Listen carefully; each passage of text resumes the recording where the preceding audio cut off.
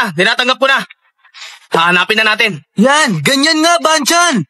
Kami ang nagbabalik, ang mga Getbackers.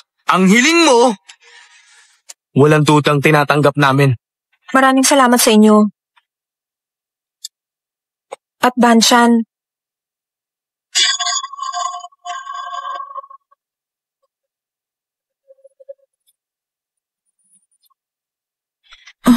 umaasa ako sa inyo.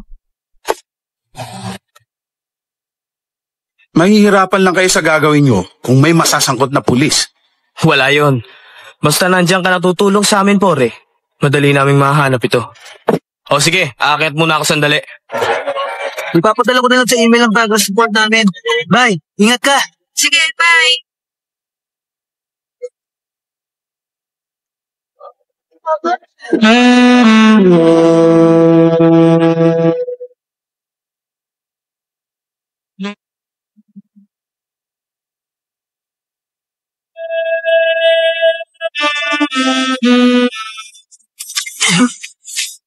Banchan, Naiisip mo na naman yun, Sorry, hindi ko makalimutan. Huwag mong pilitin ang sarili mong makalimot. Isa rin yung magandang alaala.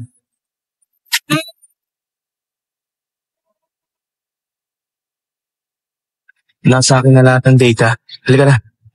Okay.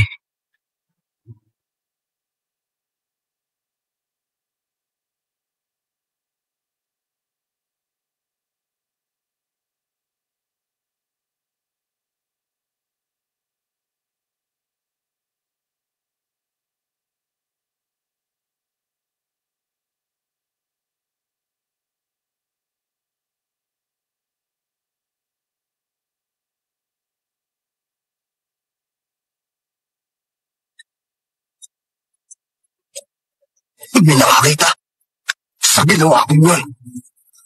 Sino siya? Sino kaya nagmamadman sa akin ng palihip? Sino siya?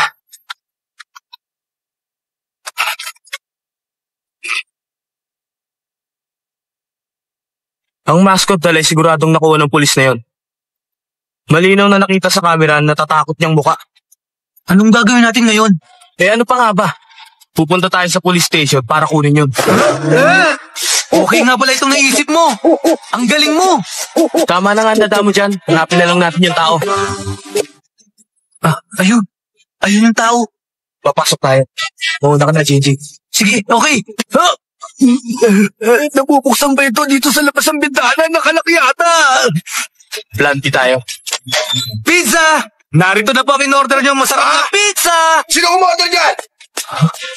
Ano nga siya?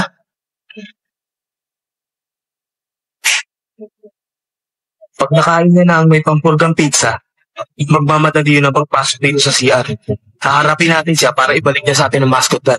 Okay ba? Okay nga. Pero bakit kailangan magkulong pa tayo dito? Oo man. Ayun na siya!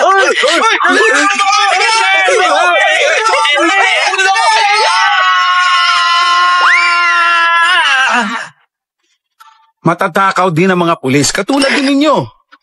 Hindi nyo yung naisip na dalawa, no? Sorry na, Chumi. Pero bukas, makukuha namin yun. Huwag ka mag-alala. Salamat sa inyo. Pero ayoko na. Baka masaktan na naman kayong dalawa. Huwag na lang kaya. Di bali na lang salamat. Mga professional kami. Pag may hinawakan kaming kaso, kailangan tapusin namin yon. Kailangan mapabilib namin ang mga kliyente. Tama ang sinabi ni Banchan. Makikita mo, bibilib ka rin sa amin. Sige.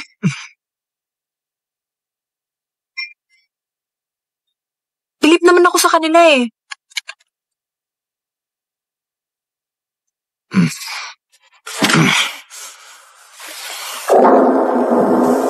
Bakit natawa kotse ko? Saan ba tayo nagpark? Nakalimutan ko na kung saan. Hindi mo ba natatandaan? Doon, sa harap ng police station.